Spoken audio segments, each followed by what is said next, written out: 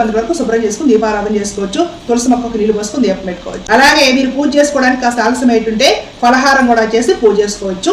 ఏమీ కాదు. పరమాత్ముడు పెద్ద సైజు కర్ర తీసుకుని వచ్చి ఏమి చెతగొట్టడండి. విషయం ఏంటంటే దీపాలు ఎన్ని వెలిగించాలి దేవుడి దగ్గర? 2 దీపాలు పెట్టుకోండి. 2 వత్తులు, 4 ఇటు 2 అటు 2 4 వత్తులు వేసేసుకోండి. నూనె పోసుకొని దీపారాధన చేసుకుని అటు ఒకటి ఇటు ఒకటి పెట్టుకోండి.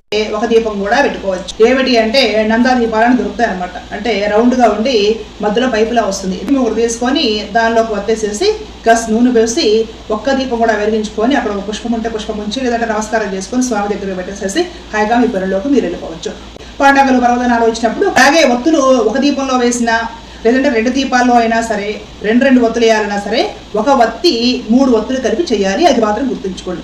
ఏకవత్తి ఎప్పుడూ వాడకూడదు. ఏకవత్తి చనిపోయిన వాళ్ళ శరీరం దగ్గర వెలిగిస్తారు చూసారు దీపము, ఆ దీపంలో ఒక్క వత్తి మాత్రమే వేస్తారు. ఏకవత్తి ఎప్పుడు కూడా దైవానికి వాడకూడదు.